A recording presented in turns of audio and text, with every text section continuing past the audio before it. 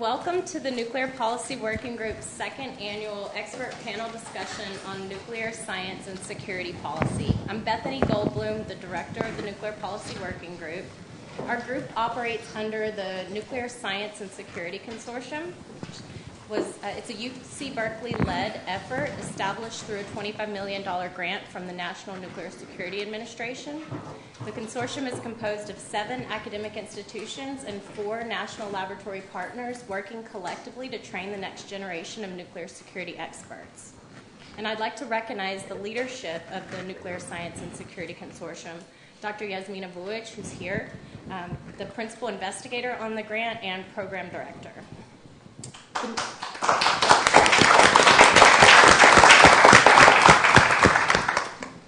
The Nuclear Policy Working Group is an organization on campus composed of undergraduate students, graduate students, postdoctoral scholars, national laboratory scientists, academic research staff, faculty, all focused on examining contemporary issues in nuclear security policy.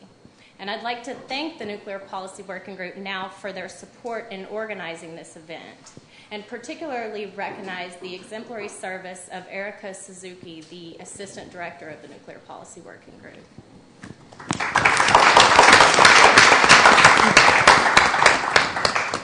So the group meets on a weekly basis, so if you're impassioned by what you hear tonight, and I do hope that you are, then I encourage you to get into contact with us and join our efforts. You can tweet us at UCB_NPWG as well. So tonight's discussion focuses on ethics in nuclear security science and policy. And we'll begin by posing a series of questions to the panelists. But you in the audience will also have the opportunity to have your voice heard. As you entered the auditorium this evening, hopefully you received note cards and a pen. If you did not receive this, please raise your hand and the ushers will bring this to you. So you can use this note card to jot down any questions that you would like our panelists to consider. And once the event is underway, we'll collect the cards. For those of you who are joining us from our live webcast, you can also go to our website there, and there's a question form. You can complete the form, and we'll consider those questions as well and put those to the panelists. So we've gathered a group of experts with a diverse set of backgrounds and to field these questions on ethics in nuclear security, science, and policy. Our panelists include Dr. Per Peterson on the end, William and Jean McCullum Floyd Professor in the Department of Nuclear Engineering at UC Berkeley. Peterson is a fellow of the American Nuclear Society at JASON and was appointed by the Obama administration in 2010 as a member of the Blue Ribbon Commission on America's Nuclear Future. Dr. Sabine Roser, a professor of ethics in the philosophy department of the Technical University Delft in the Netherlands. There she holds a distinguished Antonie van Leeuwenhoek Chair, a position recognizing outstanding early career academics. Dr. Charles Ferguson, the president of the Federation of American Scientists. In 2008, Ferguson was named by Wired magazine as one of the 15 people the next president should listen to. And Dr. Zach Davis, a senior fellow at the Center for Global Security Research at Lawrence Livermore National Laboratory and a research professor at the Naval Postgraduate School in Monterey, California.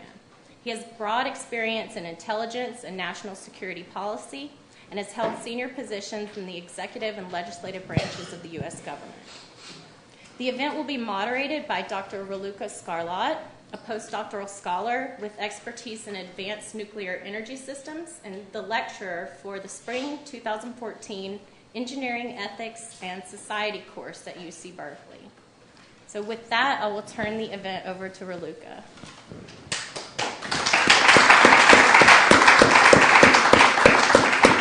Thank you, Bethany. So the goal of today's discussion is to explore ethical issues related to nuclear security and nuclear science and policy that go beyond the use of nuclear weapons and nuclear warfare. So I'd like to start by asking you to talk about what you think are the major ethical issues related to nuclear science and nuclear security policy.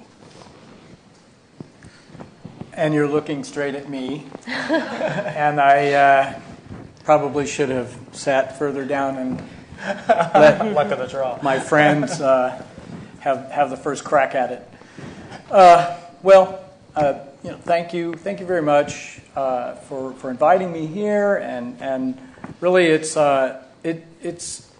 unfortunately probably a little bit rare, but very much welcome that we're having this discussion.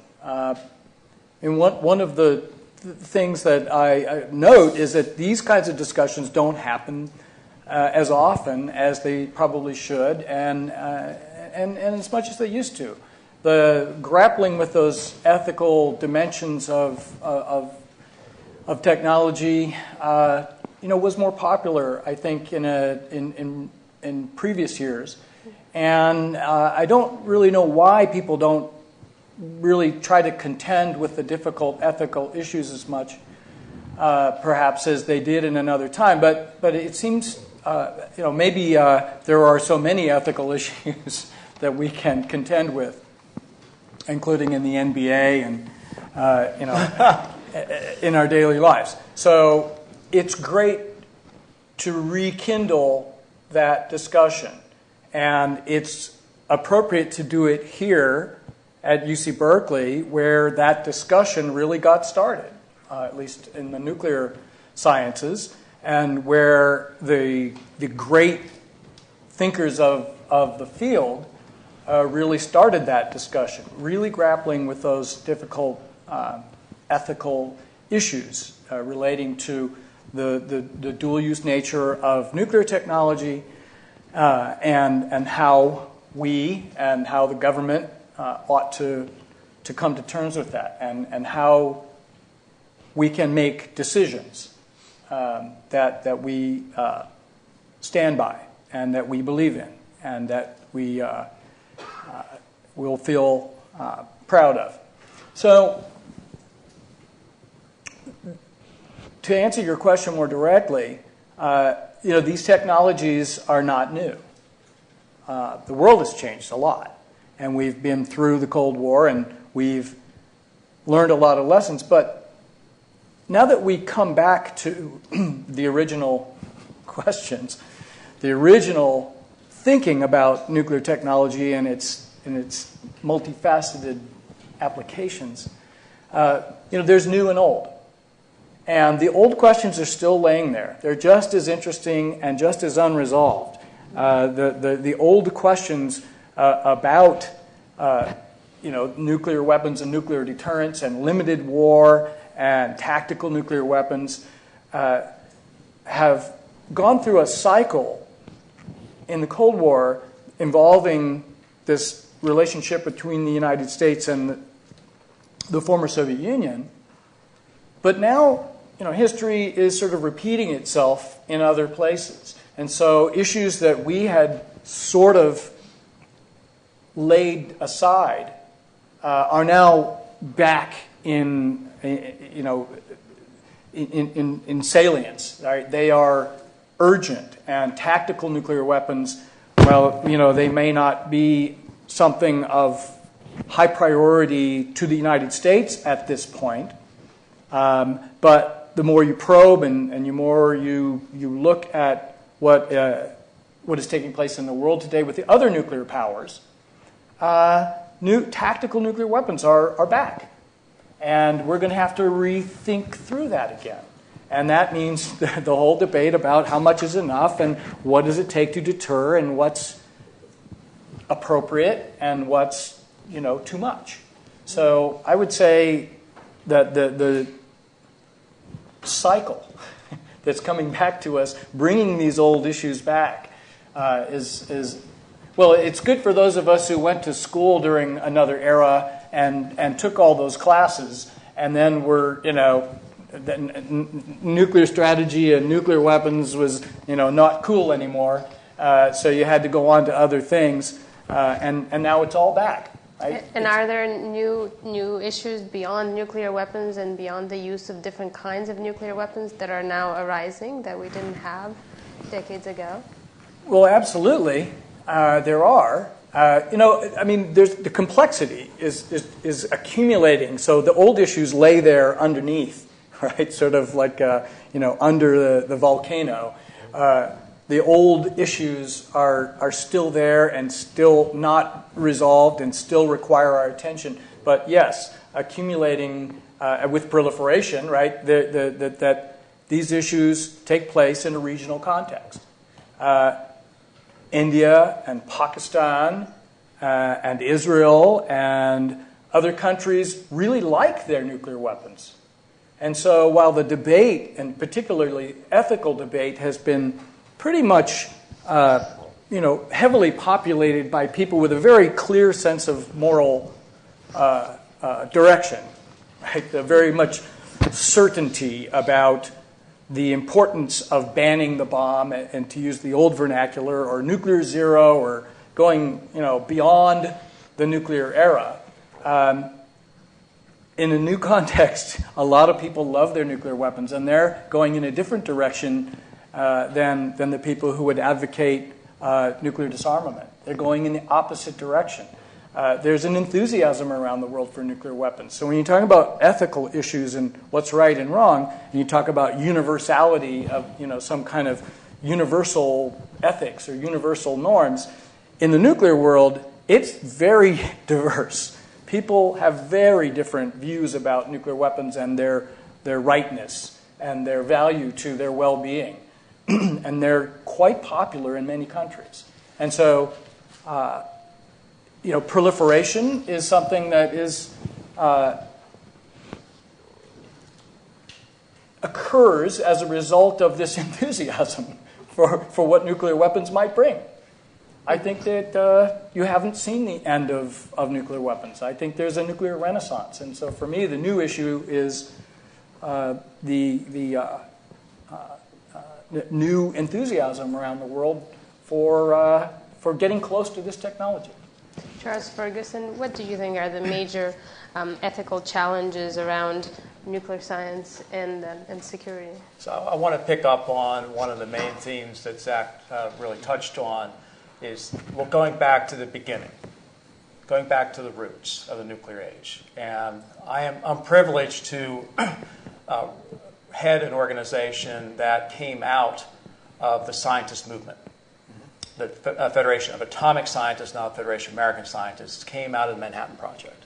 So what what energized those atomic scientists, and if we look back at their writings and their testimonies to Congress and testimonies to the public, we can see that those issues are there in front of us, and they're still relevant today. So let's take one example.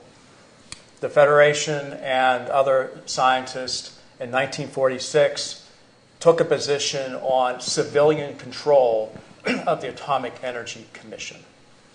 The big debate was, would the military control it or would civilian leadership control it? And they won that debate. A related debate was, should the control of those sensitive nuclear technologies be under national governments or international control? And even back then, Robert Oppenheimer, the scientific director of the Manhattan Project, he was the lead drafter, writer of the Acheson-Lilienthal report that eventually got transmogrified into the Baruch Plan that was presented to the fledgling United Nations. So really the first resolution before the UN was about nuclear disarmament and nuclear control. So that's how important this issue is. And we'll also look at what Oppenheimer was saying back then about another threat. So let's expand kind of the threat space. So Zach touched on a number of them. So there's the question of, I can't remember if he mentioned terrorism. But even back then, Oppenheimer was thinking about this. In the late 1940s, he was asked, Dr. Oppenheimer, how are you going to be able to determine whether someone is smuggling a nuclear weapon or nuclear weapons material into the United States? And he said, you need a screwdriver. What he meant by that, open up every single container coming in and out of the country, because that material, whether it's uranium or plutonium, doesn't have a strong radiation signature. And so it's incredibly challenging. So that's one issue we have to deal with today. It's become even more important. It's raised to the highest levels right now. President Obama started 4 years ago the Nuclear Security Summit series. We just had one a few weeks ago in The Hague in the Netherlands. And very fitting, we have kind of like tulips right in front of us here, and symbolism. And so we have 50 to 60 governmental leaders converged to The Hague and committed to do something about securing these materials. And scientists and engineers, technical people, are incredibly important to try to figure out how to preserve the benefits of nuclear energy, of radioactive materials used in medicine and industrial purposes, all sorts of applications, but also apply their technical skills to figure out, are there other alternative technologies where we can preserve the benefits but reduce the security risk, or even eliminate the security risk by substituting or replacing a dangerous material, something like cesium chloride that can be easily dispersed, or highly enriched uranium used in research reactors. There's been an incredible amount of work done on that problem, that challenge of converting reactors from using weapons-grade, weapons-usable material into non-weapons-usable material. So that's another big issue area where science and engineers are absolutely important. And then I'll just conclude this opening remark by saying there's also this debate, hopefully we'll touch upon it later in more depth, of should scientists and engineers be on tap or on top?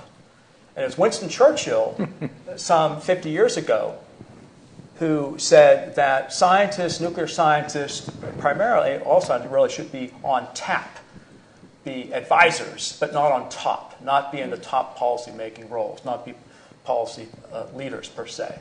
And so, that also poses kind of an ethical responsibility dilemma for nuclear scientists. Yes, well, thank you very much for the invitation. It's a great honor to be here, and I am the philosopher and non-engineer on this panel, and I'm very glad that there are so many attempts now to revive the nuclear ethics debate, indeed. And when I look at my own discipline, philosophy, and specifically moral philosophy, it's striking because you mentioned that there was a very lively debate. When I look at the literature in my own field, I don't think that many philosophers were actually involved in the nuclear ethics debate. And when I talk to my US and UK fellow philosophers and I tell them that I do, philosophy of technology next to fundamental philosophy, they say like, oh, right, that's very interesting. And they shut down. And so I think, and that connects directly with the point you were making, I think that engineers are very, very important to be involved in the debate on nuclear ethics. But as you also indicate, I think indeed the decision-making should not be purely left to the scientists. That should also not just be tapped upon as a source of information. I think we really need an integrated nuclear ethics debate where philosophers don't shy away from talking, having a dialogue with engineers and vice versa. So, for example, at our university, at the Technical University in Delft, we have a program, a research program on ethics and technology where people do so-called ethical parallel research. And one of my colleagues, Behnam Taby, whom several of you know, he actually is trained as an engineer, but he did his PhD on nuclear ethics in collaboration with our department, but also the nuclear physics department. And I think this is pretty much unique.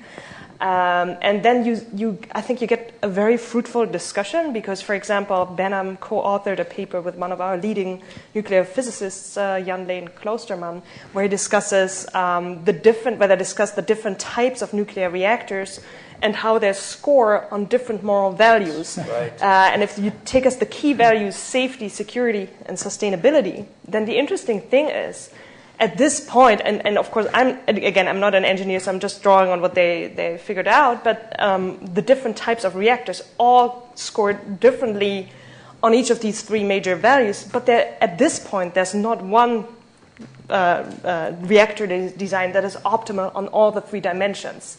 And I think this is really when it becomes exciting to have ethical expertise and nuclear engineering expertise, and where it's really fruitful to be in a dialogue. So not just tapping from each other, but really engaging with each other. And so I think what the challenges for the future would be to see engineering not as an isolated technical discipline and not philosophy as an isolated ivory tower discipline, but really have this dialogue, because then I think maybe the future generation engineers will come with a design that scores optimally on all the 3 dimensions. But in order to do that, we first have to identify that these are the important dimensions, and we might have to have a public dialogue on, at this point, where the major trade-offs should be made between these different moral values.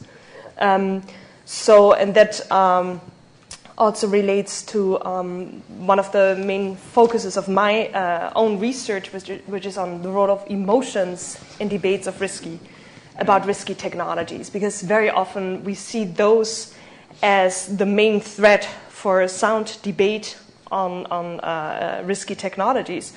But the interesting thing is that of course, the main way we tend to think about emotions is as a threat to rational decision-making. So the engineer would then be the prototype of the detached, unemotional calculator. And then you have the irrational, emotional public that has all these unbiased concerns. And this kind of model that opposes emotions and rationality is reiterated over and over again in public debates and by a lot of scholars. Probably you all know by now this bestseller by Daniel Kahneman, Thinking Fast and Slow, that goes back to his academic work as a Nobel Prize work, of course. But that is a very limited view on emotions, because we have a lot of emotions that are not just these irrational gut reactions, as a lot of these scholars tend to think about them. We also have moral emotions such as shame and guilt and feeling of responsibility and care for others. And so these kind of emotions can actually provide to be a very important source of ethical reflection. And it actually turns out that people who miss emotions due to a certain brain damage that only affects their emotional capacity, none of their intellectual capacity, so their IQ is unaffected, these people lose their capacity to make moral judgments. So it's very interesting that where you might think the ideal person to lead a sound debate would be an unemotional person, well, these people exist, and I can guarantee you don't want them to be in this room, because then we wouldn't have a good debate. Actually, these people are also have very strange risk-taking behavior. They accept enormous risk that normal people wouldn't dare to take. So it turns out that emotions are actually very important. So we should tap on the engineers, the ethicists, and on the public in the debate, I would say. Per Peterson? So I think that the panel's already done a good job of laying out the broad framework. I'd like to also focus in on a little bit narrower area, which comes from being an educator in the field of engineering and more broadly in science and engineering, which is the ethical obligations that professionals who work in these fields have, and how to think about those obligations if you're working with technologies that involve nuclear science. In particular, one of the things that we need to make sure is that engineers and scientists are aware of potential consequences that can come from these technologies.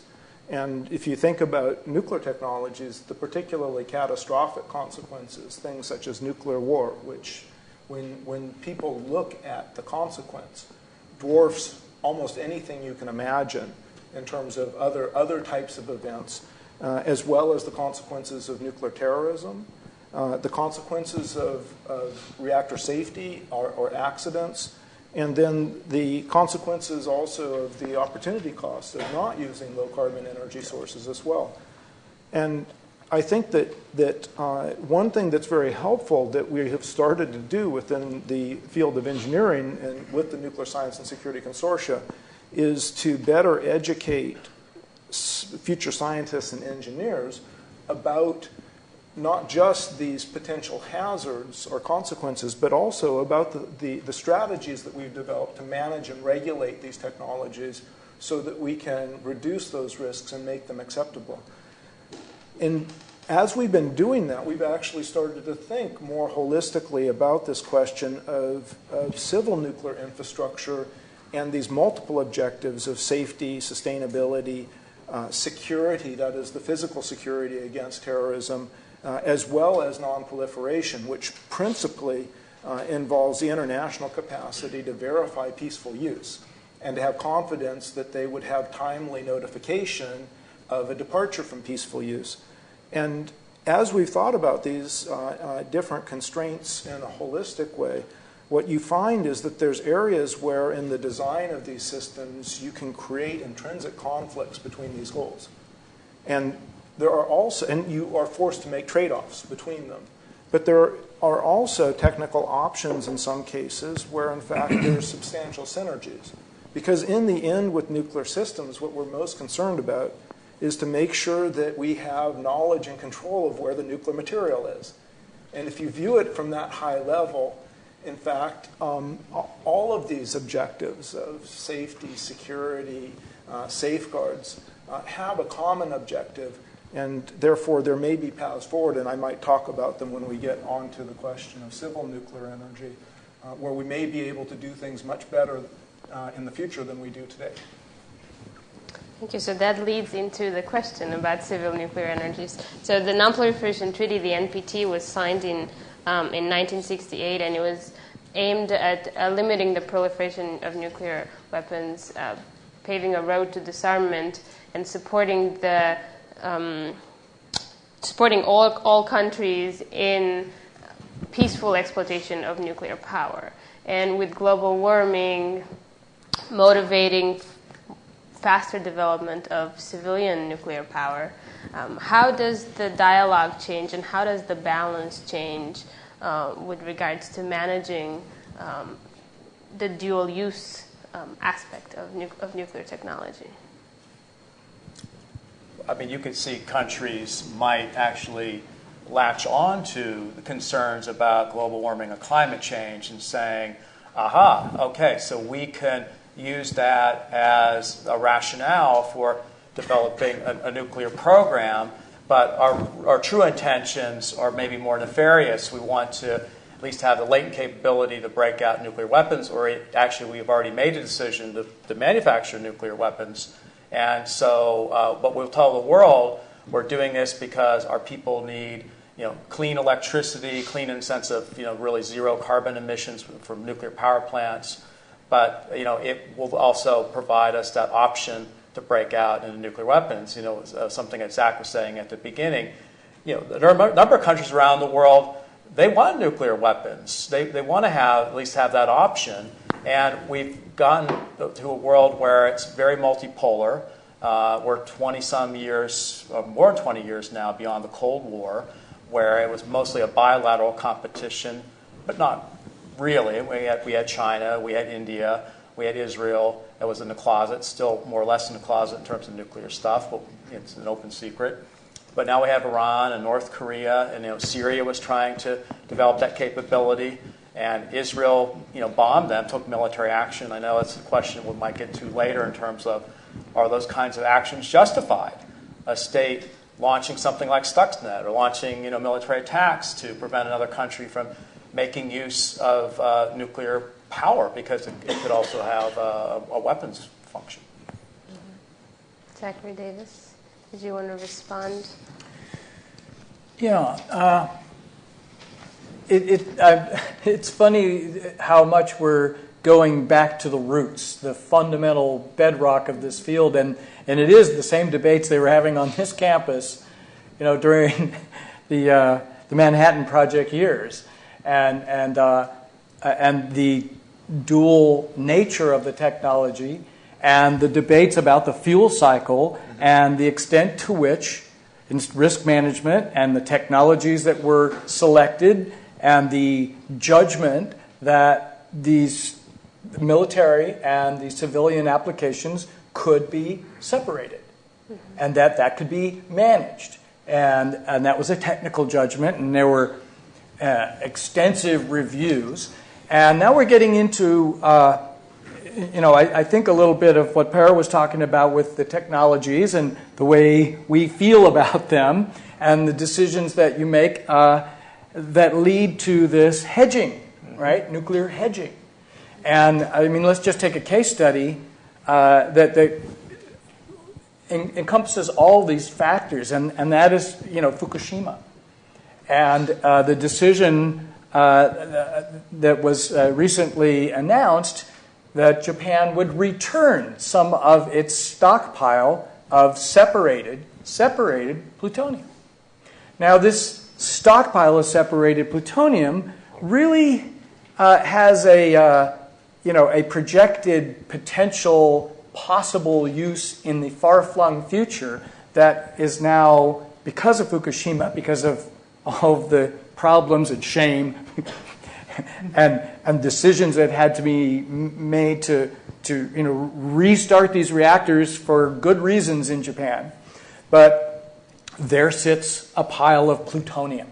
And if you go to South Korea, if you go to China, if you go to many places throughout Asia, they don't see this as ambiguous. They see this as a nuclear hedge that Japan wants to have access to a stockpile of plutonium. Now, we made the judgment, because we have a nuclear cooperation agreement with Japan, that allowed them to do that, to stockpile plutonium, weapons usable plutonium. And to have it, I've been there. I mean, you probably been several there. times. Sure. It's just very neatly stacked in cans, and You want some? and there it sits. And they want to produce more. They would like to use it for energy. There's a rationale for that, but it is a major security issue for the region. And they agreed to give up part of this, a good portion of this. But it hasn't eased the concerns in Asia about Japan possibly using its proximity to this technology and to this material if things get difficult for them. Similarly, you've got this is a perfect case study in the DUPIC process used in ROK in Korea. In South Korea, they have a technology. It's their own, and it's a little unique, and it's a little different. And they say, well, we don't need to stockpile a lot of separated plutonium. In fact, we would never want to do that. We have a technology that allows us to keep that plutonium in the process and derive energy from it through, So it's a technical solution, but throughout Asia and in China and Japan, everyone sees that technology as just a razor-thin ruse for wanting to have ready access to plutonium. So the technology, it hasn't outgrown its childhood. But Zach, they would say, the Koreans would say, we're doing something different than the Japanese. The Japanese, as you rightly said, they've completely separated out plutonium. So there's no protective barrier. Whereas the Koreans saying, and Per works on this, and it works with people who work on this, is they want to do a technology that's proliferation resistant. Yeah. So then the question is how proliferation resistant enough?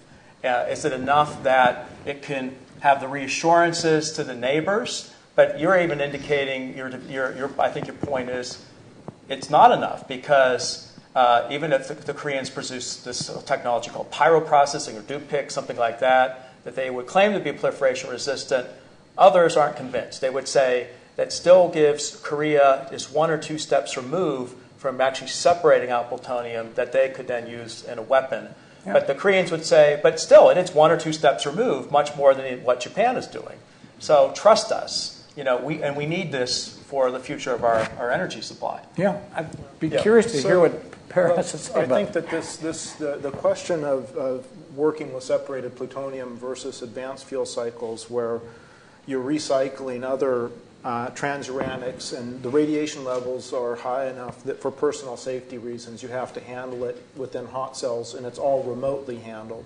as opposed to being able to walk up and touch a whole set of canisters. And if you think about the two dimensions of the security issues that are raised, one of them is the whole physical security question. And the intrinsically larger security that you get for materials that are handled in a hot cell, it doesn't come from their being radioactive enough to knock a person over. It comes from the fact that you can make hot cells really hard to get inside of, and they're not normally accessed. So anybody that tries to get inside a hot cell clearly is doing something that is probably not authorized. So the physical security part has another dimension that I think we don't appreciate. We worry a bit about, for example, the fact that the IAEA might miss and not detect an effort to divert material from one of these facilities. But there's the other kind of error, which actually may be more likely to happen, which is that they incorrectly determine that there has been diversion of this material, when in fact it has not occurred. And we don't think about that risk very much, even though the consequence, if you think about the IAEA being put in the position of either being unable to verify absence of diversion of material from Japanese facilities or South Korean or any other country that's a non-weapon state, or incorrectly reaching the conclusion that material has been diverted, the consequences of that could be severe as well. So this, I think, does point to the need to have a very robust approach to safeguarding all of these systems that process material in bulk form. And the combination of factors, I think that the first point is that we should probably tiptoe gingerly into closed fuel cycles. There's no urgency currently to move in that direction. That's not where the biggest problems are for nuclear power.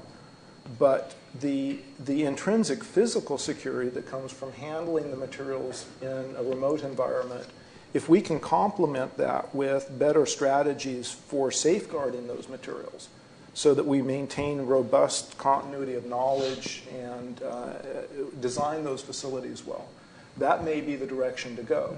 And I think policymakers in non-weapon states probably underappreciate the risk that their nuclear energy systems generate of the possibility that there could be a false positive, and that they falsely could be accused of diverting material. And that is something that I think all of us need to be thinking about, how to improve technology in ways that we make false positives and false negatives less likely to occur. So it seems that we are in the position where global warming provides a strong motivation for more countries to develop nuclear power, and instead of them having more credibility for their reasons behind developing this power, instead of that being the case, there's more suspicion and more concern, and they're falsely or not falsely accused more so than in the past.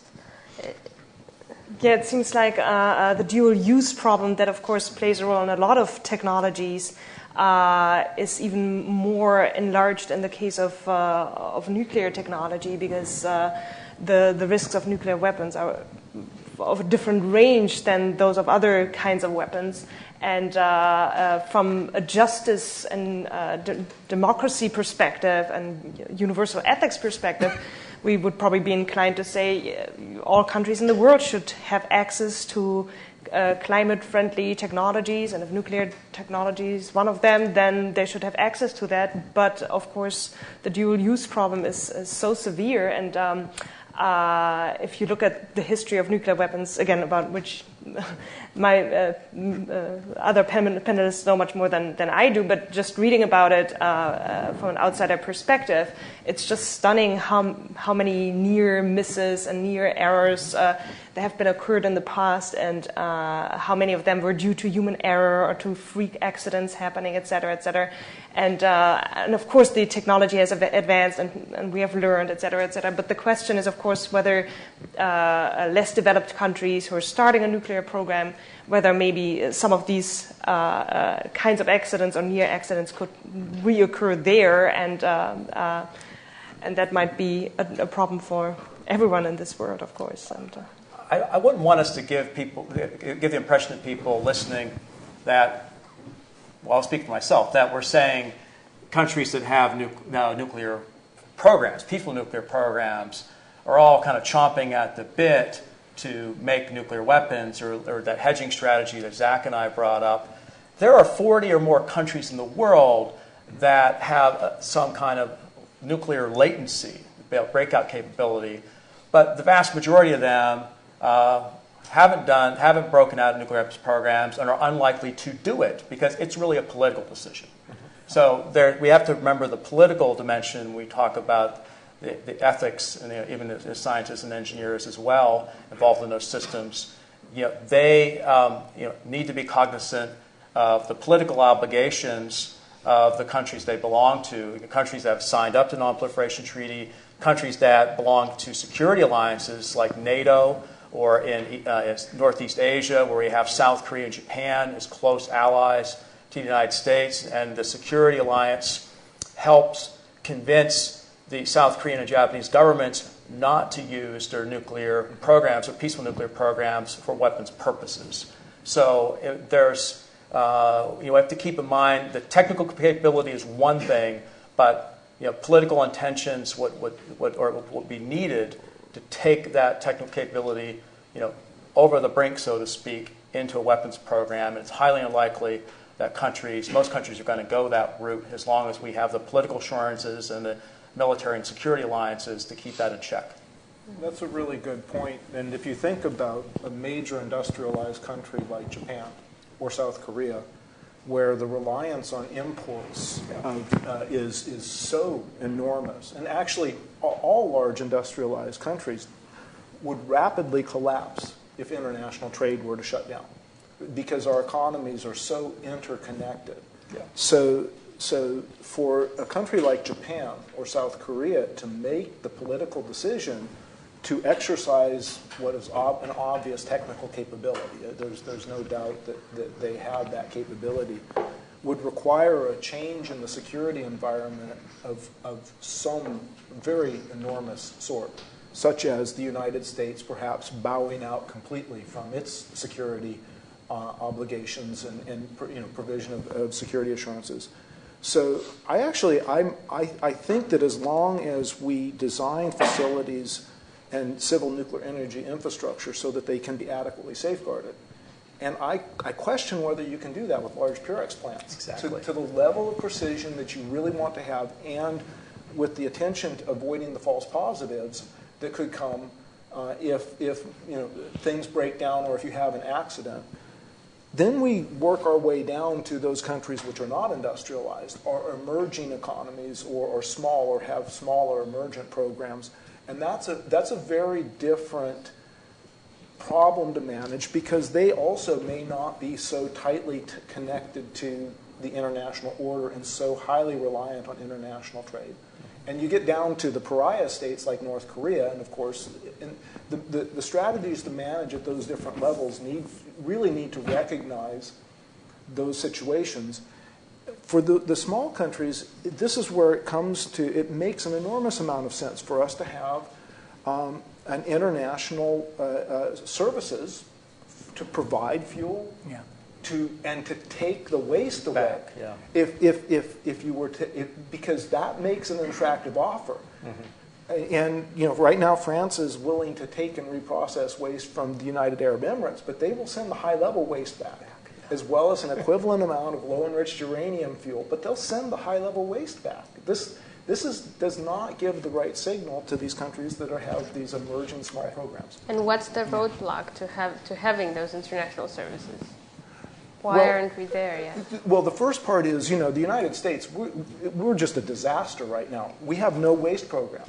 The courts are managing the entire set of affairs because the government has abdicated its responsibility, and they've actually stopped the collection of the waste fee. It's just this last month. The DOE is no longer collecting any money because they're not doing any work, right? So we have to get our own act together. And we have to pass some legislation, get a functional policy up and running if we're going to be credible internationally. And the thing that makes me nervous is the fact that if we stay on this path of just leaving spent fuel stuck at shut down reactor sites, this of course In the United States, we have the capacity to do that safely and securely.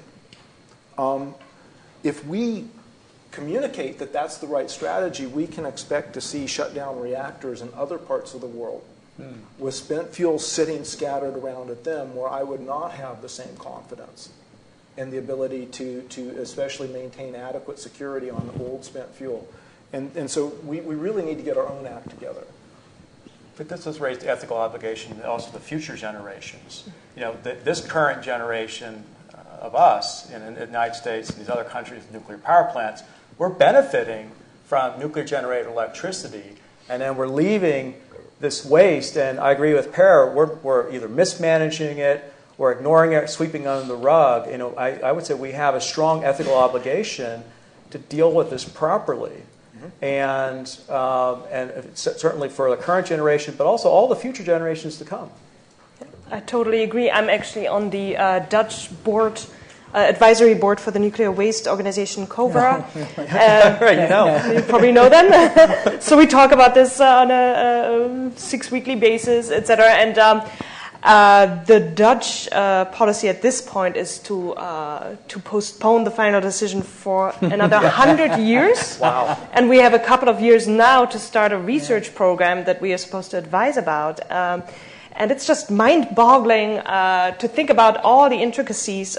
We visited the nuclear waste facility in Mol in Belgium, where they have done a very interesting experiment with involving the surrounding areas when it comes to the lowly radioactive waste and the storage of that, and they found a solution for that. But for the high level waste, they are having all these test diggings in the ground, 250 meters underneath the ground, and having all these experiments, and so it gives rise to so many questions, because if you think about geophysical storage and the fact that you have to have all these the storage facilities underneath the ground.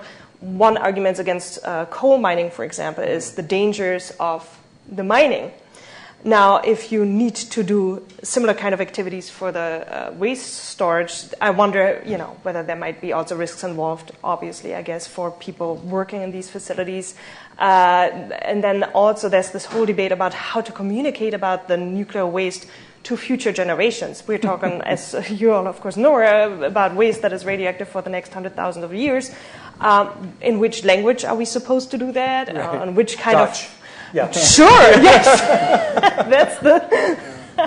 And on which kind of material, what kind of data should we use, which kind of international institutions will be around for such a long time, or at least guarantee transition of information. And I know that in that debate there are people who say, well, actually we shouldn't say anything, because then people won't start digging.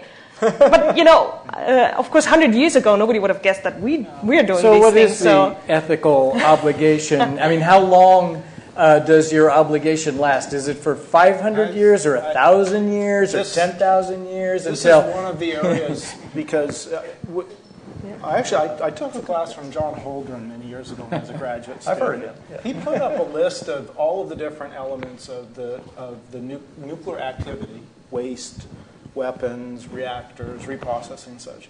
Asked the class to rank order them by their hazard. And geologic disposal generally gets ranked up there quite high. This is quite unfortunate, because deep geologic disposal, if we could afford to do it with all of our wastes, that would be fantastic. It would. And using stable geologic environment deep underground provides, I think, better confidence for long-term isolation than many people recognize. Furthermore, it's not well recognized that the major consequence that we worry about and that we design for is the potential that you could have localized contamination of groundwater. And it won't even happen in Sweden or Finland, because those repositories are actually in brackish water. Nobody drinks that water to begin with. But the sort of the ironic thing is that at the same time, we generate massive volumes of municipal waste. And the volumes are sufficiently large. Do you know where we put it?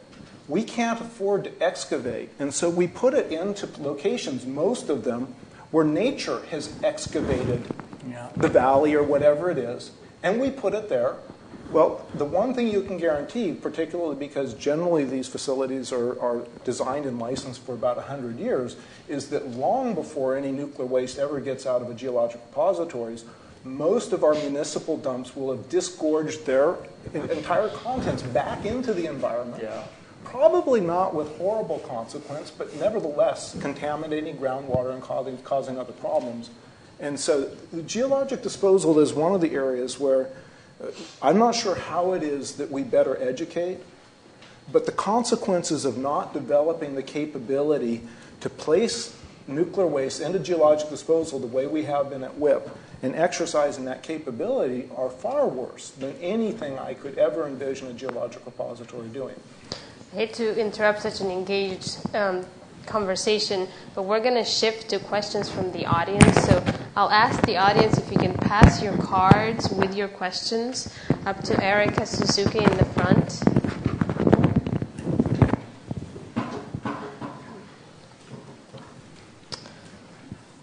So while the cards are being collected, I'll ask you another question about the Stuxnet virus in 2010 that infected uranium centrifuge plants in Iran. And so the virus was designed to lead to mechanical failure of the centrifuges that were being used by Iran for civilian and perhaps non-civilian uses. So what are the ethical challenges when we have cyber attacks in combination with nuclear safeguards and security and non-proliferation? That's just a great question, and it could go in many different directions. Let me just start.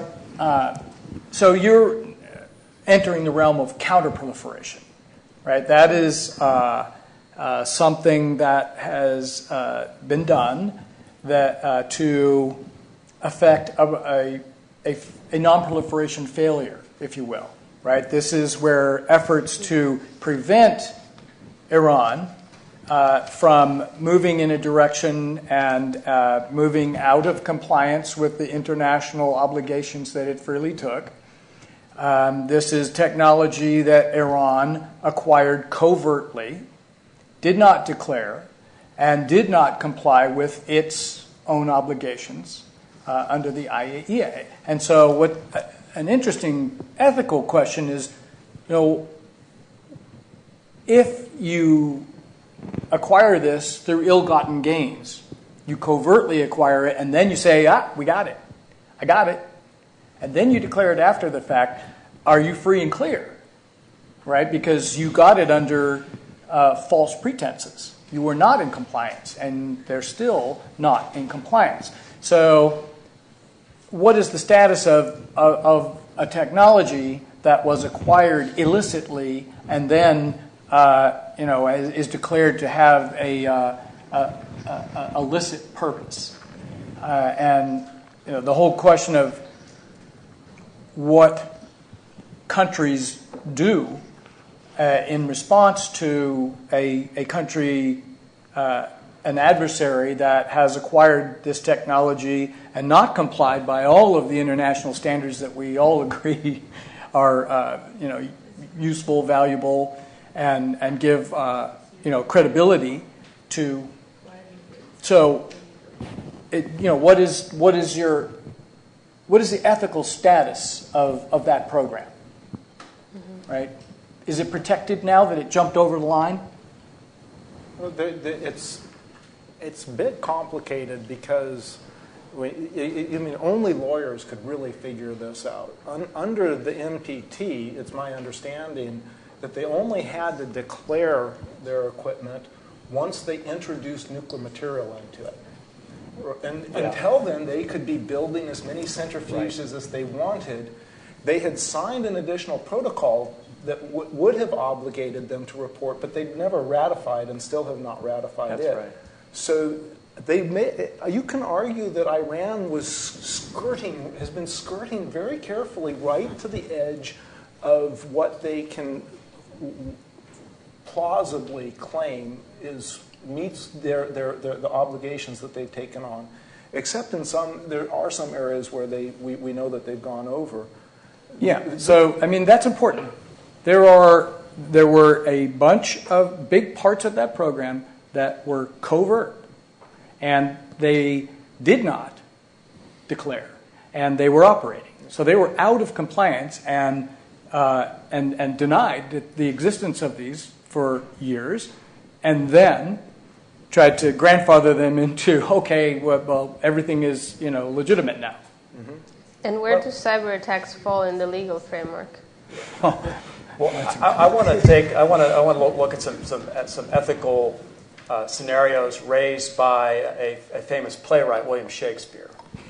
Let's go back 400 or more years ago when he was writing the Scottish play Macbeth, and there's a famous line in there about bloody instructions. Those who teach bloody instructions, and that it can come back against them. Mm-hmm. And we've seen this play out. So, one question I have: did we really think, those who are the attackers, and it's been revealed by our news agency, the New York Times, United States, Israel involved in this. Do we really think that Stuxnet, this is going to take down the Iranian centrifuge program, or just destroy some centrifuges, just delay it? This is more of a delaying tactic. And wasn't someone in responsibility and leadership saying, well, wait a minute, guys, this is a neat tool you developed, a neat weapon, but do we really want to do this? Because, look, the Iranians aren't stupid. They're going to be able to launch similar attacks back at us. In fact, they have. And it's interesting, there was a news story just a couple weeks ago, and Zach's nodding, he's seen it, that says that how do we respond to the counterattack? And this is fascinating. Our banks are being attacked. And so what the U.S. did, NSA, National Security Agency, very quietly, behind closed doors, instead of launching a counterattack, they went around and did a cooperative strategy. They went around and got 100 or more of these banks and financial institutions to cooperate and to take steps to be more resilient and not stop all the attacks. They couldn't do that, but at least protect the financial institutions, protect what really mattered. And I thought that was an interesting approach. We're kind of evolving kind of new strategies, new cooperative approaches, new cooperative defense in response to something we've unleashed, and we've had this counterattack. How do we respond to that? So, I mean, there's this whole dimension there. Do you think that Iran will follow that train of thought as well, and in response to Stuxnet, become less transparent in order to protect themselves from computer viruses? I think one important point is that the Iranian government has changed. There is a new administration. There are efforts underway to attempt to develop a framework that would provide sufficient confidence on both sides that we can de-escalate tension. And we need to remember that governments are never monolithic. Right. There is no United States. It's a competing interest always, and so there's a moment of opportunity. And I think furthermore, if you look at some of the things that Iran has been asked to do, they logically do increase the barriers by, for example, converting uranium fluoride to uranium oxide so it's not easily enriched further and such. I think the question is whether all of this can work, given that on both sides there's people who don't want it to succeed, people who do want it to succeed in competition, and also whether there's the base of technology that would allow us ultimately to have confidence that I can't imagine in Iran that it's possible for any leader to be elected if they were to commit to shutting down enrichment completely. Right? So as soon as you take as a given that in a democratic society in Iran, enrichment will continue until the last breath is drawn, then is there a way that might happen that we could be satisfied with without having to try to do something that might involve military force?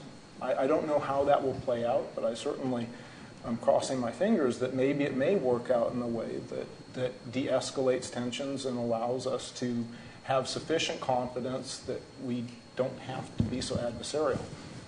But I don't know. But the cyber dimension does reopen that question you started with, which is, what are the ethical dilemmas that people who work in that field have to contend with. And we are in this new age where cyber has been unleashed, and it's global and it is interconnected. And those people who work in that field, have those ethical dramas to play out for themselves on a daily basis. So it definitely adds an additional security dimension or a vulnerability that wasn't there a few decades ago, and that really raises new issues and a lot of potential weak spots in our system. I mean, none of the European governments, I guess, until recently would have suspected that the United States, the NSA, was tapping their conversations, etc. Spying has happened. It's one of the oldest professions, but now we're getting more sophisticated tools to do it. Right. So, yeah. But on the other hand, also, of course, there's the risk from terrorists breaking in on the cyber systems of democratic regimes. Or breaking into systems to damage nuclear plants or launching nuclear weapons. And so how do we protect against that? Right. I was just going to bring that point up, that probably the largest cyber threats actually are at the subnational level and with hackers. We do need to make sure that when we design the safety systems for things like reactors and facilities, that we essentially design them so that the basic safety functions can't be disabled by computers.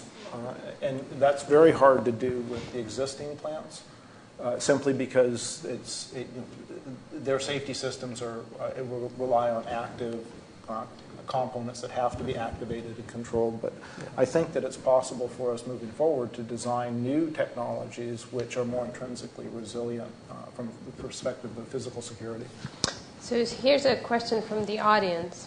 What are the advantages and disadvantages of containment strategy to limit nuclear weapons development in countries like France, the U.S.? Does the intervention have to be done preemptively before a nuclear weapon or device is produced? France or U.S.? So is it focused on the countries that have nuclear weapons? In countries like Iran. Oh, okay. Sorry. That makes more sense. Sorry. Right. Versus in countries like Iran versus an intervention strategy. Does intervention have to be done preemptively before a nuclear weapon or device is produced?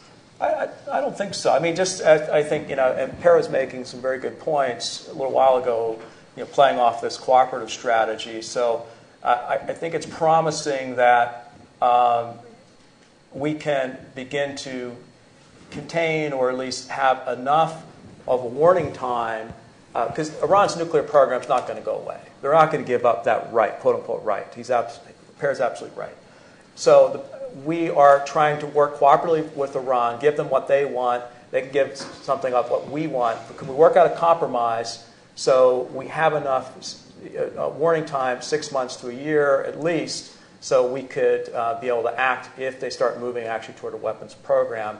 And Iran has joined the list of 40 or so countries I referred to earlier that have that latent capability. It's not going to go away. It's reality. And, maybe a slight point of disagreement I have with Zach would be, from the Iranian perspective, how could they not, if they wanted a nuclear program, let's even assume just for peaceful purposes, and that's debatable, of course, but we were blocking them back in the 80s and 90s and even today. Back in the 80s when they resurrected their nuclear program under the Ayatollah, they knew that the West wasn't going to allow them to get these sensitive nuclear technologies. We're going to block it. So the only way they could acquire it is through covert means. I'm not trying to make excuses for them, but that's why they did it that way. So that's it's really interesting, and it is where the technical community, people who are technically trained, are absolutely critical to the decision-making process. Where are you drawing these lines? Where do you draw the line? So remember, our policy, U.S. policy towards Iran, used to be that we will not allow them to get the capability to build a nuclear weapon. The capability. Well, that's everything, right? That's like you can't do anything. And And of course, that was unsustainable. And then when you break it down, well, you're going to enrich. Okay, you can enrich to 3%, not above 20. You can have this much, but not that much. These technical barriers, these technical distinctions really matter, and they are the difference between a bomb or not a bomb. And you remember when Israeli Prime Minister Netanyahu, sketched his little bomb before the UN, and he's saying, we will not allow this. Well, that timeline's been running, right? And so, you draw it here, you can draw it here. Well, you can have some material, but it has to be over here. Well, you can have that much, but it has to be separated from, from this material. Or, you can work on it this way, but not that way. And so the technical distinctions are absolutely critical. But one thing that I think people generally agreed on, in the case of Iran and, in general, is that, big light water reactors where the spent fuel is, under safeguards are not a big deal. I mean, that's an emotional kind of issue and a political issue in some ways. But as far as the Bushehr reactor in Iran, which was, a German reactor that the Germans walked away from and the Russians decided they could finish it because no one else would work on it. And that's never been the object of our opposition to Iran's nuclear program. Never. And we've tried to make it clear for years and years now that we don't care if they want to run Bushehr. And we've never... Why is it an emotional point of view? Well, I think what Per was talking about when you're building large power reactors in developing countries. I mean, India is going through this right now. They're just discovering, they didn't, have community meetings before they decided where they're going to build these big power reactors that they're building throughout the country. And there's a growing, activist movement in India now. They don't want these things in their neighborhood. And they're just big power reactors and probably, very safe and not related to weapons. And but there's an emotional response in the community about, having a big nuclear reactor sitting there. Well, Zach, I would disagree. I mean, just very quickly, there are people like Marvin Miller at MIT, who's a nuclear scientist, Victor Galinsky, trained as a physicist, former commissioner of the Nuclear Regulatory Commission, and Henry Sokolsky, a lawyer, a political scientist. They're all in the camp that you can misuse light water reactors, and you know that. And I agree with you, it's unlikely, and they're more proliferation resistant, but I think we also should worry about Bushehr. Iran could commandeer it if they break out of the non-proliferation treaty. They could get a lot of plutonium out of that. They can operate it in such a way where you can get weapons-grade plutonium out of that kind of reactor, and a lot more of it then out of, and I also saw your notes there, you jotted down heavy water reactor. That's one of the big concerns we have with Iran, that we're trying to develop a quote-unquote research reactor that uses heavy water, which is ideal for making weapons-grade plutonium. And now we're getting technical ideas coming out of the independent scientific community. Frank von Hippel, Zia Mian, and others from Princeton University, in particular, Alexander Glaser is part of that group as well. He's originally from Germany. They have some creative thinking. They published an article in Arms Control Today. It's gotten some traction. The Iranians come back. Zarif, from Iran, has come back and said, okay, we can take these steps. We can ratchet down the concerns about this reactor and try to design it in such a way so it's less of a proliferation concern. You're not going to eliminate the proliferation concern, but we can take these steps. So I think that illustrates one of the key points here tonight of the role of scientists, engineers, especially those in the independent arena at universities like UC Berkeley and Princeton, where they can put forward ideas that could gain political traction, and that could actually lead to changes that can make things make nuclear programs less likely to lead to weapons.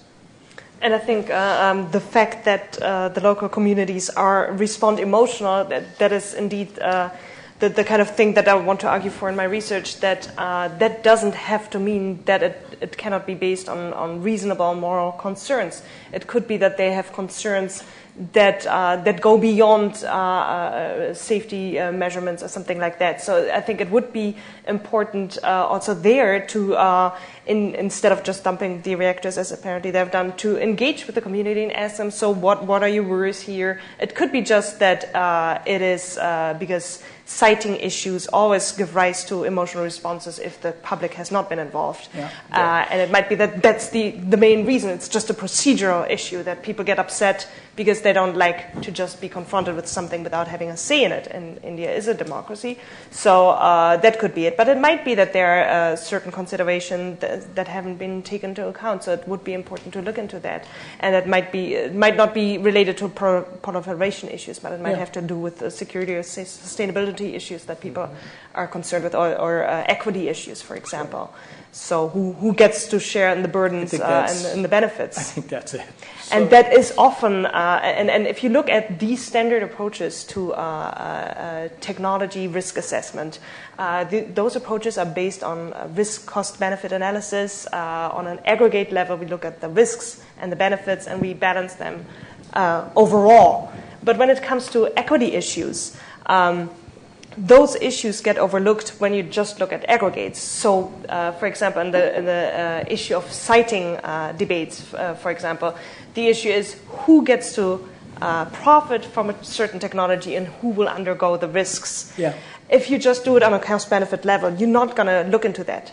So public concern can be a signal that apparently there's something at stake, and it might be this, and it might be important to look at that.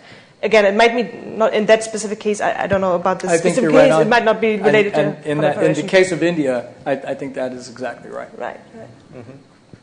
So, if you look at the current situation with Iran and the set of choices that the U.S. and Israel face, at this point, I think there is agreement that while one can proliferate, Iran could, in theory, proliferate by removing spent fuel from Bushehr, recovering plutonium. You could find lower burnup at the tips of the rods or fresh first core offload and such. But that there would be plenty of warning. I mean, it would be something readily detected by the IAEA, and therefore the opportunity for a response exists. I think that probably Iran could run a declared enrichment capability to 5%, immediately converting to oxide, shipping it to Russia to have it fabricated into fuel, or something of that nature, and that you could have timely detection and similar level of notification that they were doing something outside the bounds of what that would be actually probably comparable to what you had with Bushehr, and you could look through the scenarios and such. The thing that I think should be on everybody's mind is the potential that they can also stand up a clandestine production effort. Yeah. And so if I were looking at what would be the most important goals in a compromise that would be, it would be the set of questions how to provide assurance that clandestine enrichment effort could be detected and prevented from moving forward. At that point, then you might be in a position where you have a sustainable situation moving forward. But the issues with clandestine facilities is that for IAEA to get access to any place it needs to go, it's difficult for Iran to be able to do that. We feel quite uncomfortable too. But that really is the big question, I think. Mm-hmm. So let's take a second question from the audience. So what is the responsibility of regulatory frameworks to prevent nuclear accidents, and what ethical problems does this create in international enforcement? So many dimensions of that. Yeah. I guess well, reactor safety is something that's critically important. We face two major issues. One is that we have older plants, and these are built to earlier standards and when we knew this, and they intrinsically involve greater risk to operate. And we have a policy decision: how long are we going to continue to operate those plants? Given that if we were to choose to shut them down, we would lose the opportunity to shut down coal plants instead. And when you make the comparisons and look at the upgrades and safety and stuff, I think that you can reach the conclusion that at least on a statistical basis, there is less harm to the environment and public health if, at least for now, we continue to run these plants and focus on getting coal plants shut down. There's also the question of how should we improve new reactor technology.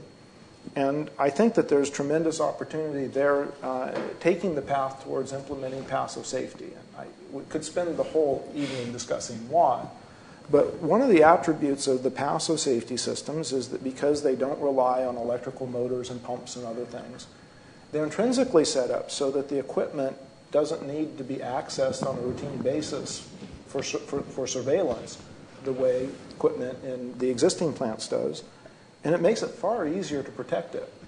And when you begin to look at the advantages that come from having the equipment that is needed for safe shutdown and decay heat removal be physically isolated and with long delay times to get to it, and from the perspective of physical protection, it also turns out that it makes it easier to make sure that there's not inadvertent human errors. Because if you've got your maintenance or your operators touching things every single day, your chances of having them misposition things ends up being much higher. Maybe that's enough, but I think that one of the key things we need to do is to move to continuously improve our infrastructure, including nuclear energy infrastructure, by introducing improved designs and systems that will be safer. You know, I was trained in a program, the Nuclear Navy, U.S. Nuclear Navy, and Admiral Rickover, really was the father of that program. And safety, safety, safety was drilled into us from day one. And despite the fact that I was a junior officer, Naval Academy graduate with a commission, the enlisted men, and there were men at that time on the submarine, now women are allowed to serve in submarines, but the enlisted men were encouraged to challenge the officers. Challenge everyone. If you saw something that looked like it's a safety problem or a potential problem, speak up. Everyone's lives are at stake. And it should be the same way, and it is by and large the same way in the commercial sector. And after 3 Mile Island, that accident in 1979, I grew up in Pennsylvania, not too far from the plant. How did they respond? Well, soon after that, within a few weeks, you had former naval officers form the Institute for Nuclear Power Operators, INPO. And it's not going to replace the Nuclear Regulatory Commission. That's essential. You need that independent government agency. But it also serves as an industry watchdog to instill safety throughout all the levels of the plant, from the janitorial staff all the way up to CEO. And everyone's empowered to speak up about safety. And because they also realize it's tied to performance, it's tied to economic performance, it's tied to keeping the plant operating effectively. And that's what they lost sight of in Japan, that what they adopted as a safety myth, that they would never have a major accident. And they sold the public on this. They used cartoon characters to sell the public on this, and it was shameful. And I think the industry convinced themselves, the so-called nuclear village, that these major accidents weren't going to happen. And Per is also right that is by and large older technology in Japan, even in our country, so-called Generation 2 reactors. I'm not saying they aren't safe. They're very much safely run, but we need to be moving more toward Generation 3 plus and even developing the Generation 4 technologies that have a lot of additional safety features. Yeah, that's actually one of our research themes as well, the problem of responsibility in these large collective decision-making or operating systems. And you have this phenomenon that we call the problem of many hands. So a lot of technological disasters have happened because too many people at the same time made a tiny little error that on its own would not have been a problem at all. But because people get a little sloppy and, well, let's not make too much fuss about this, and it goes to cutting corners, et cetera, et cetera. So, several boats that sunk because of these kinds of issues. So we have, indeed, what can happen in operating a nuclear plant, I think, indeed, as we know from near nuclear weapons disasters, those were also due to somebody not having shut a valve properly or whatever, or an O-ring missing, and then you get this terrible accident. So I think this is very important, and actually some of my colleagues started to try to do a logical formalization of, to try to somehow create a logical system of how to ascribe responsibilities. But the problem is you will always have responsibility gaps. And one of my colleagues, Jessica Nelian-Falquist, who works on care ethics and virtue ethics, she developed this notion of responsibility as the virtue of care, which goes along the lines that you were also emphasizing, that people look beyond their own narrowly circumscribed role, but think in a larger context. So rather than seeing themselves as this tiny little wheel in this big machinery, they should see themselves as contributing to safety. And indeed, always being alert. So I think what you described sounds very reasonable and very important. And I think it should be really part of a safety culture that, rather than cutting corners and being cool by not worrying too much about things, we should rather be on the lookout and always go beyond what is assigned to us. And also, so you've given a couple of national levels of speaking up and listening. Yeah. And what happens at the international level? Are the frameworks in place for speaking up and for listening? Is that that's culture? the point I wanted question. to make, Yeah. which is a lot of this safety culture is dependent on societal factors. Yeah. And transplanting that kind of a sophisticated concept of safety culture into a situation that has never had that. I mean, I've been to nuclear installations in India, and the whole question, the whole point of asking questions and questioning your superiors, that's a tough one, right? You don't ask the boss if maybe he should check that again, or you sure that's the way that goes. I mean, that's just not done. And I think you can find a number of other examples, and laying that institutional framework for safety culture on an international basis is a big job. So maybe I can also add on to that. It turns out that many of the things that are done in U.S. plants as a part for safety are not easy for our culture. There's for example what's called a 3-man rule, or not three. How's it go? If you need to give a direction to do something, you ask. The person who you've told to do something has to repeat back the direction. And then it's only when you verify that their understanding of what you've asked them to do is correct that they take the action. The efforts to implement this 3-way communication in the 1990s met substantive resistance. It was really tough because if you think about it, psychologically what you're being asked to do is to question the person who's asking you to do something as if they're wrong, right? But the interesting thing that they found is that if it was sustained effort, you need to do this. Within about a couple of years, it had become ingrained as culture, and the benefits had become clear, and it became the norm. Anybody that would depart from that behavior was in trouble.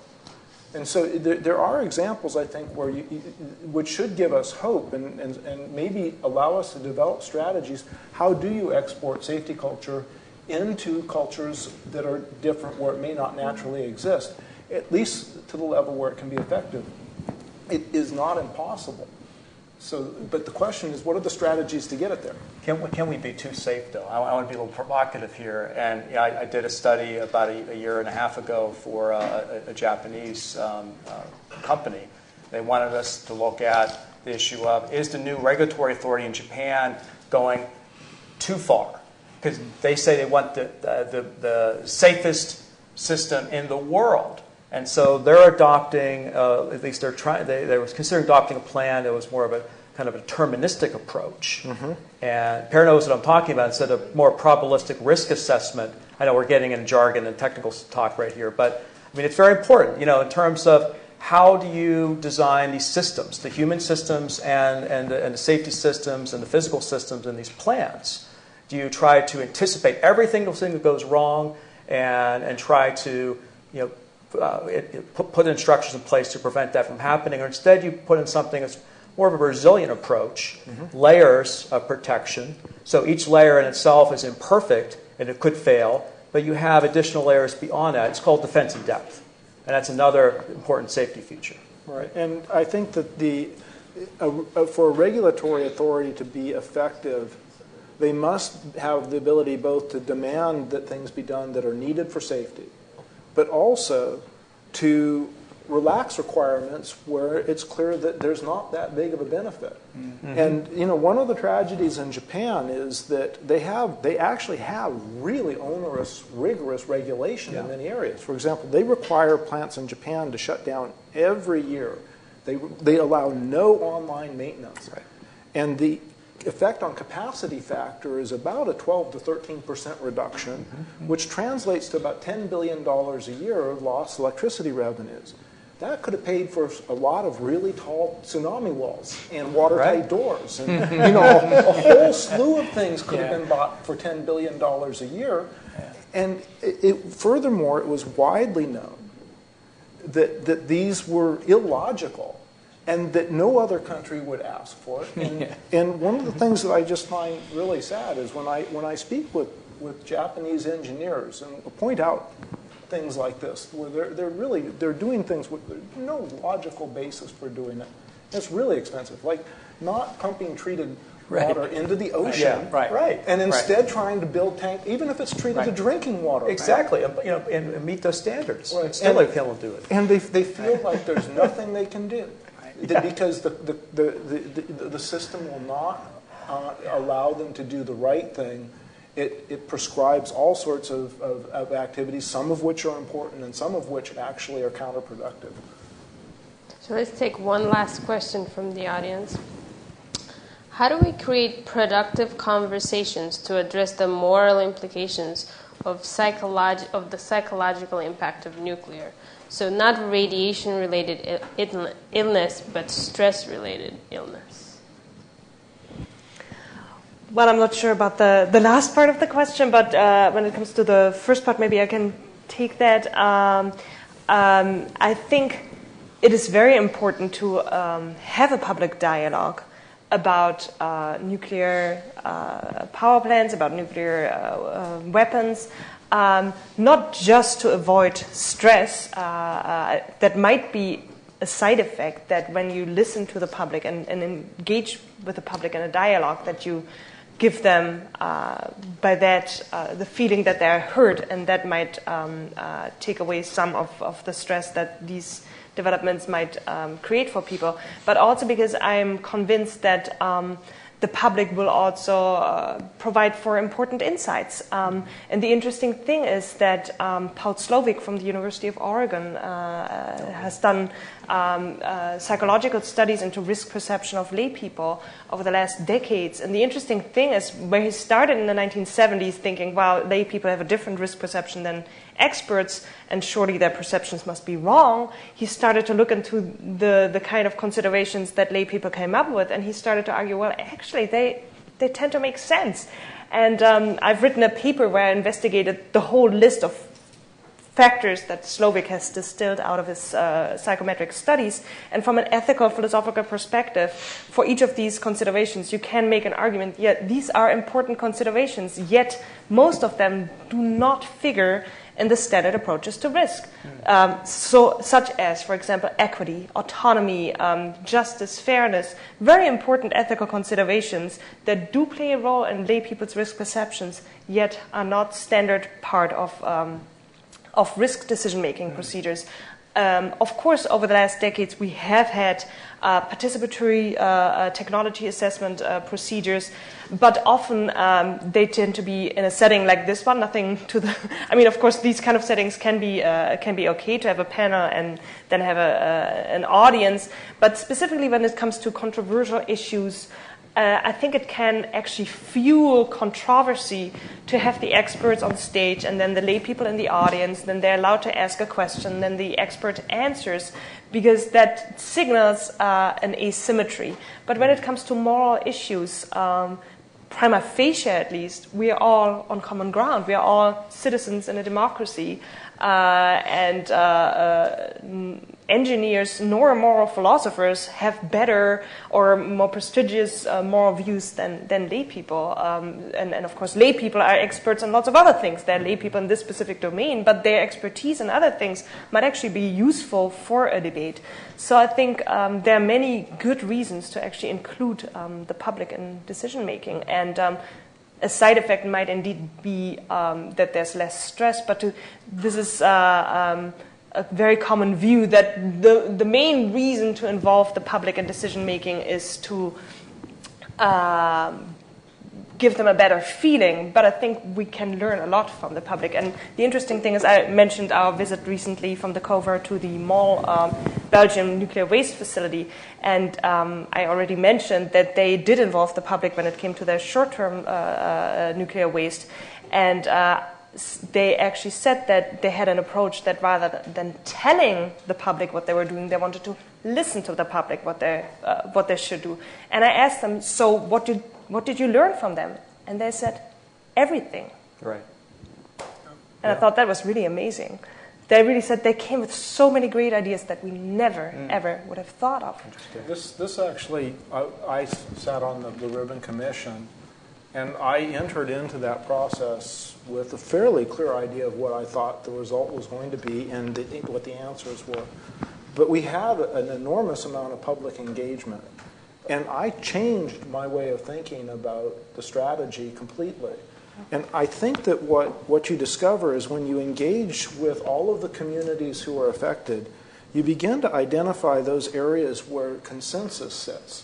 And in the United States, there is a consensus that nuclear waste is a serious problem and that our generation has an obligation to do something about it. That is universally held, well, close to universally. A couple of other areas of consensus turned out to be that the Department of Energy is no longer has the credibility and trustworthiness, and that it would be better if these responsibilities were transferred to some different entity that would do that as its sole mission. And that actually had. And then most people didn't know it, but when they find out, the United States has been stealing the money that we've been collecting and spending it for other purposes. And the IOU that was written is written in such a way that Congress, to ever spend the money in the future, actually has to cut other future discretionary spending by an equal amount. But when people learn about that, there's everybody except for the Office of Management and Budget, and the Congressional Budget Office, who those of us who know them hate them, but well, they're good people.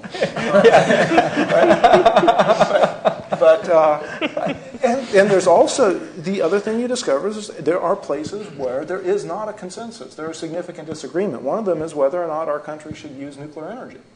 And another is whether or not we should build a repository at Yucca Mountain. Now, these are and at least if you figure out where there is a base of consensus, maybe then you have a chance to find the appropriate point of compromise so that you can move forward and do something rather than being where we are today, which is no activity and a lot of problems because of it. And one of the important recommendations that came out of the Blue Ribbon Commission that Per was on is that we need a consent-based approach. Great, but what is that? Because I know that's one of the critiques of the commission, not to pick on Per, because he probably agrees with this, is it wasn't really defined. We right? that was actually this is another area where by listening, because we put out an interim report, and that was one of the major critiques.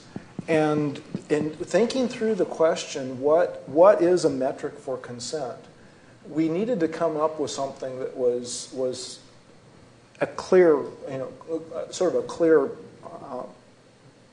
measure. And in the end, we realized that if you go to the example of WIPP, the fact that the federal government negotiated a legally binding agreement with the state of New Mexico and gave them some regulatory authority ultimately was the major factor.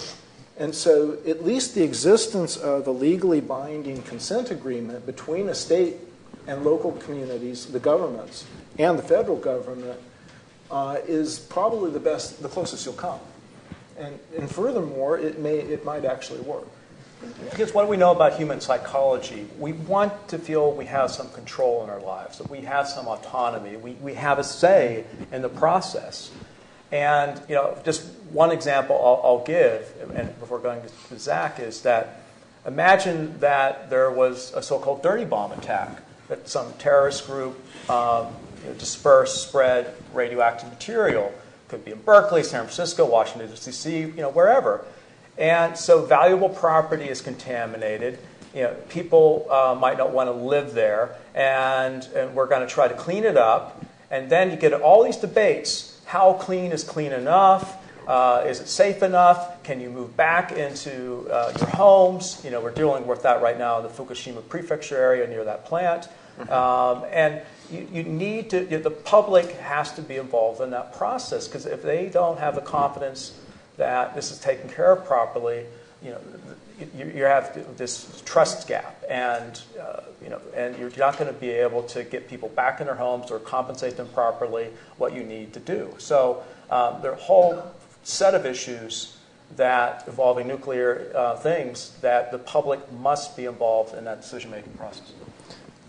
So to wrap up the conversation for the evening, I'll ask you to look forward and imagine, what do you think are the ethical challenges that the scientists will face in a career in nuclear security and proliferation? So the millennium generation, the students that are now in the audience, what are the future challenges that you think they will face that haven't yet emerged? If you could take in just a minute to imagine that.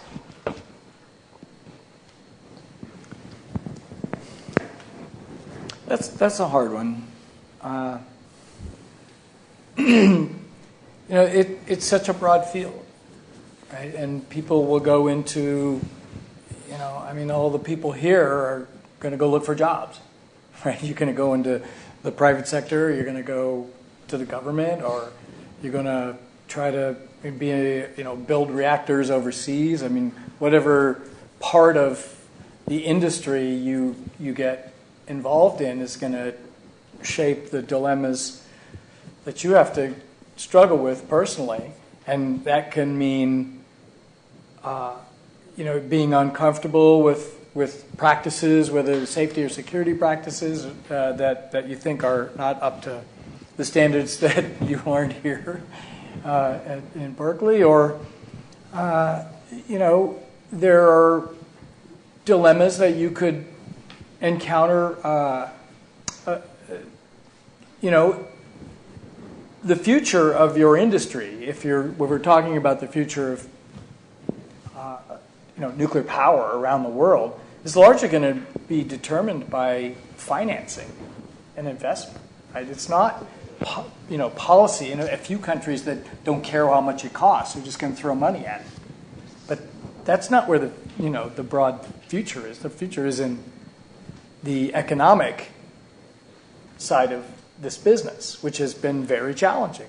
And, your job opportunities, how far are you willing to go? And do you want to live in one of these places where the industry is going to grow?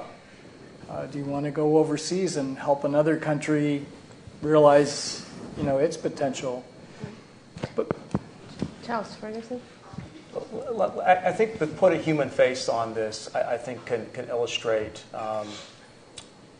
this for the younger generation and the older generations as well. So last week, exactly a week ago, my organization hosted an event at the American Association of Advancement Science. We showed documentary film about the life of Richard Garwin.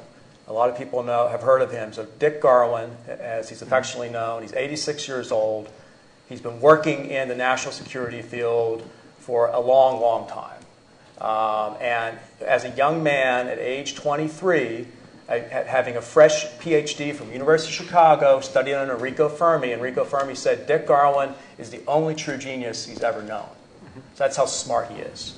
So he was invited to go to Los Alamos and work with Edward Teller and the team developing the hydrogen bomb. And in the film, the filmmakers asked Dick Garwin, aged 85 when they made the film, do you think you did the right thing? How do do you think that your involvement in helping design the hydrogen bomb, was that the right thing for you to do? He had a long pause, and he said, it's interesting, he said, I'm trying to get word for word, he said it was honest. That's one word he used, it's honest work. And he said, at that time, the political leadership of this country made the decision to do it.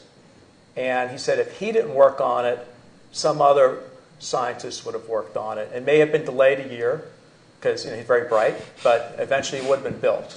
So it was an interesting answer. I don't know if I would have answered that way. I'm pretty sure I probably wouldn't have answered that way. So each one of it has to make a personal decision. But I think what Dr. Garwin said is so important. There's this political context we live in. Right now we have President of the United States, Barack Obama, who back in 2009 went to Prague and laid it out there and said, we're going to recommit in this country to try to achieve a world without nuclear weapons.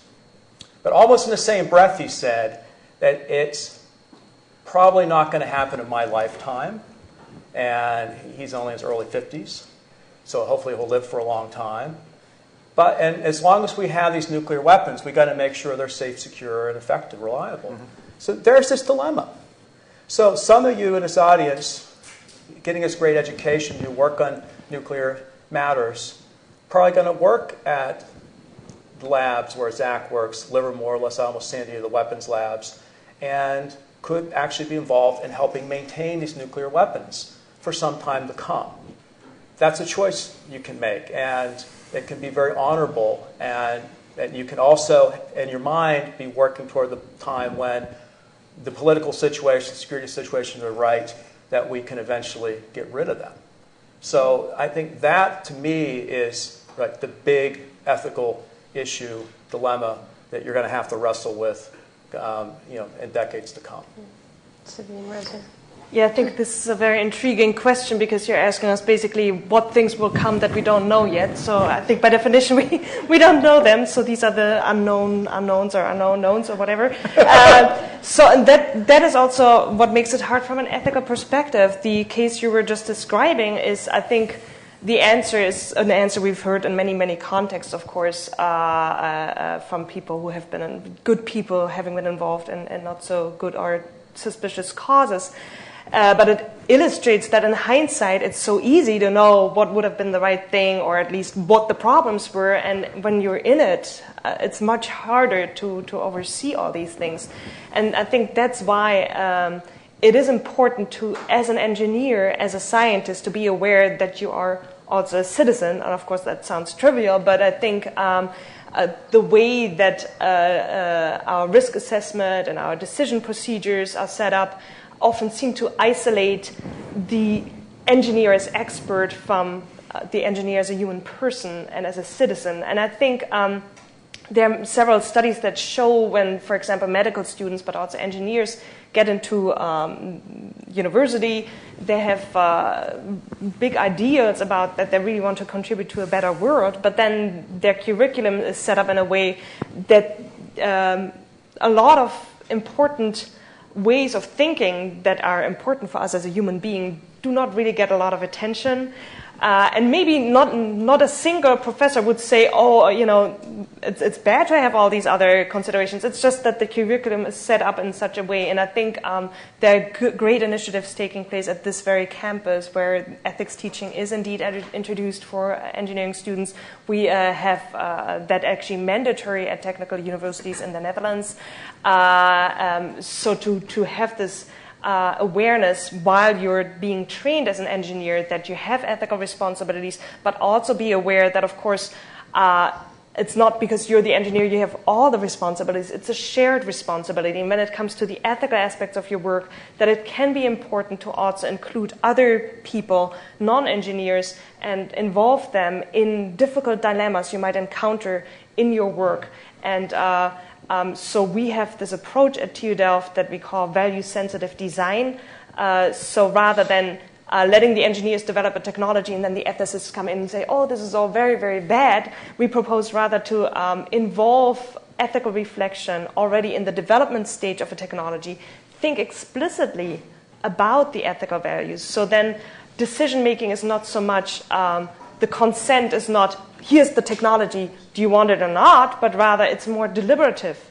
Let's develop the technology. Which way do we want it to go? What would be, if we would go this way, which values would be instantiated then? And that involves a broader perspective for engineers, and it also involves being aware of the limitations of one's own perspective and being open to invite other people to join in, but not giving up your expertise as an engineer, because as an engineer, you are at the cradle of new developments. You know much more about the field than anybody else, than many people at least. But when it comes to the ethical deliberation about what you're developing, then it can be very, very valuable to exchange views with others and involve them in the development.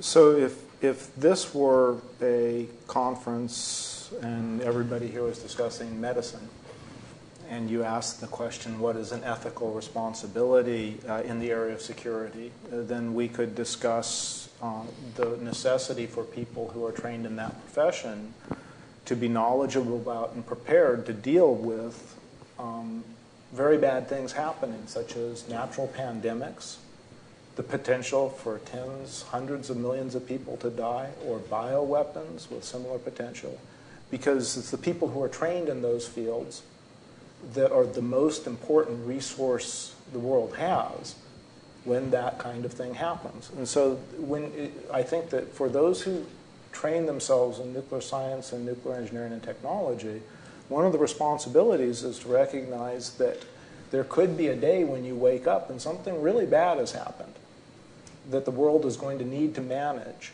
And first of all, are we really prepared properly to do that? And do we have the set of resources and capabilities in place to be able to do that? And I actually think, if I were to speculate as to what that day might be, first of all, I think it could be it may more likely be the pandemic or the bioweapon than another major nuclear event like Fukushima. I suspect at this point it could be more likely that it will be the use of nuclear weapons. Rather than another major reactor accident that you could wake up in the morning and things have happened and then there's a need to respond. The overall point is that we just can't anticipate fully exactly how that might happen, how it might play out, but we have an obligation to be prepared, and particularly those who are professionals in this area have an obligation to be knowledgeable about what the consequences are, and to have a capability in place to respond effectively so we can minimize and mitigate those consequences. I think that's one of the ethical obligations that sometimes we miss realizing that we hold if we train ourselves. Furthermore, because those consequences are so large, it really is important that bright people sign on to work in this field, because we could very easily need them in the future in ways that will be very, very important. And so I commend everybody who's chosen this field and want you to understand the obligation that you're taking on. Well, thank you for such an engaging conversation.